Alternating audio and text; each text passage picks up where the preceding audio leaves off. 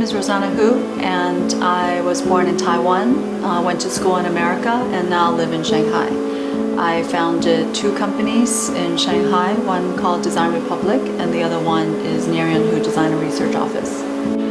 Design Republic's original flagship store was in the Bund, and after we closed, we've been searching for the perfect location for a flagship store for quite a few years. And so when we saw this building on Jiangning Lu, it almost was like a perfect picture. It's a very institutional, very formal-looking building. It was built by the British to be their police station that is clad in red brick. And because it was a police station, it needed to have that kind of, power exerting its influence in the new city of Shanghai. And so this project actually was kind of a perfect stage for us to perform a lot of these, what we call surgical approach to design.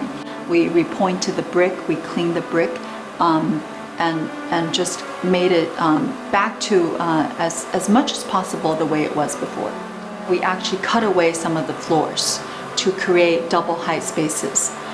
Because this is a building from the early 1900s. It's an institutional British building, so the architecture is very boxy.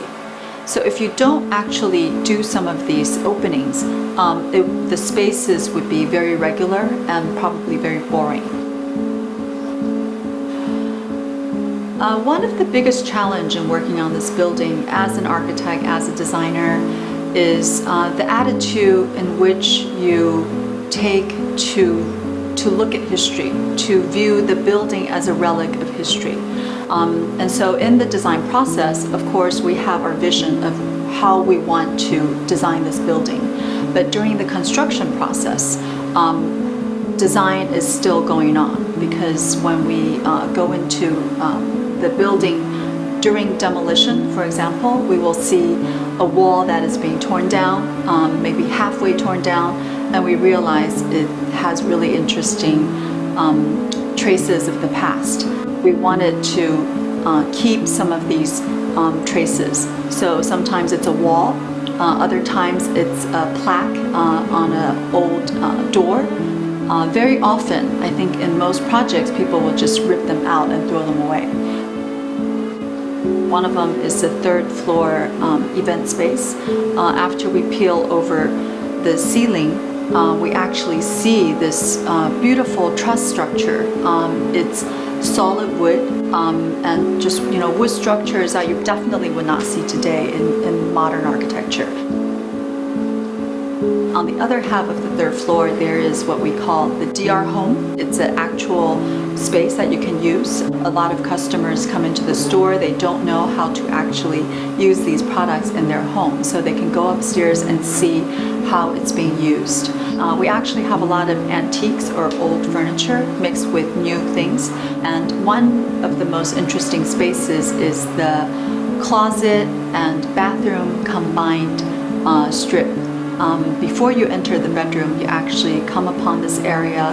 It's very much inspired by the Shaker movement in America, wherein it's about everything behind storage, including your sink, including all your accessories and your clothing, and also your toilet. So when you close all the sliding doors, they all look like they are being stored away. The only thing that's left over is a very central tub that kind of signifies sort of the ritual of cleaning. The spirit of a home is one issue that Narian Hu has always been really obsessed about. Not only because we are asked to design a lot of different private homes, but we feel that the design of shelter and the design of home is the beginning of architecture and the beginning of interior design.